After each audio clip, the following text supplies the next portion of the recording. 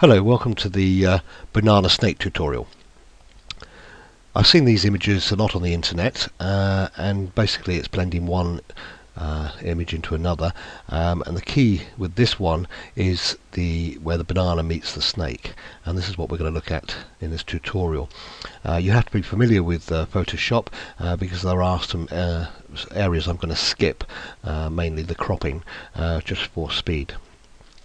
So let's get on with this. This is the finished image, so I'm going to just turn that off with my eye over here on the layers box, and I'm going to bring in the banana. Okay, so an image of the banana and an image of the snake. Now let me put the image of the snake above.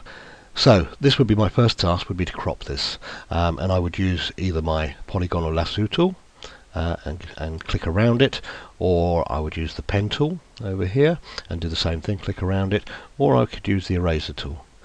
So different ways of doing it, and maybe even a little bit of the magic wand. So I'm going to turn that off because what I've done, I've already prepared one that I've cropped. Okay, just for ease.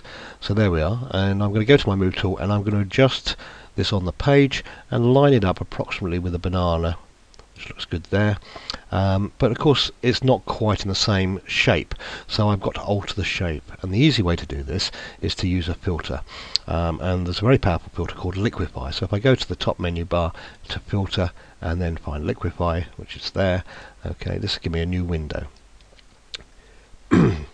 Now, if you haven't used this before, we've got various tools down this side, and it's the first one we're going to use here, this forward warp tool, and basically it works on the brush size. If you've got a very small brush, okay, you're only pushing around or altering very small detail, and if you've got a large brush, you're doing lots of things at once.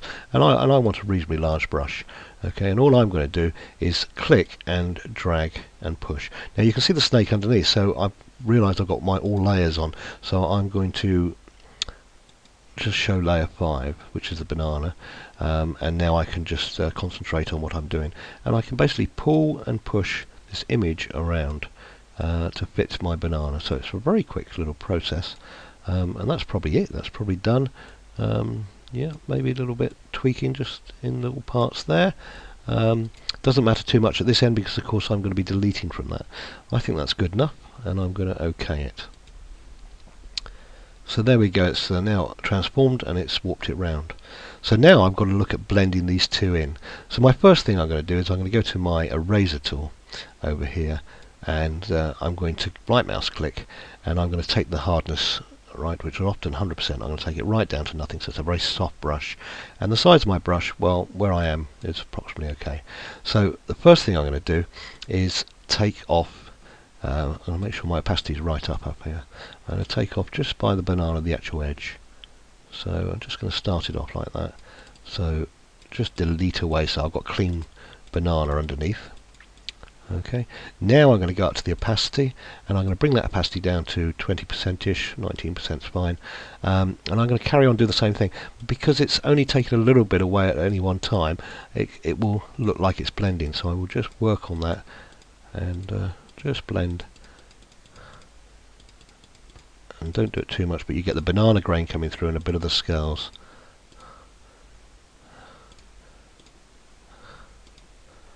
And obviously you don't want to go too far because the banana ends, so that would do me for the purpose of this tutorial. So you can see that it's got a subtle blend going banana into the scales and the scales into the banana.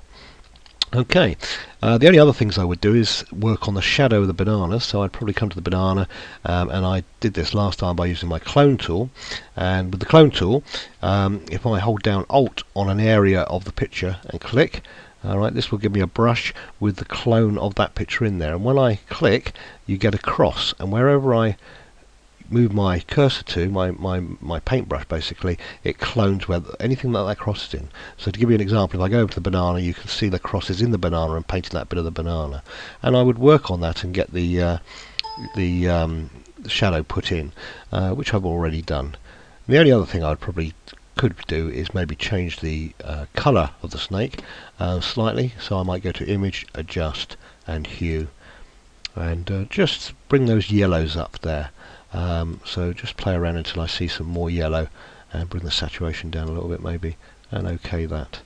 And there you are. So Let me just go back to the original, and that's the finished picture.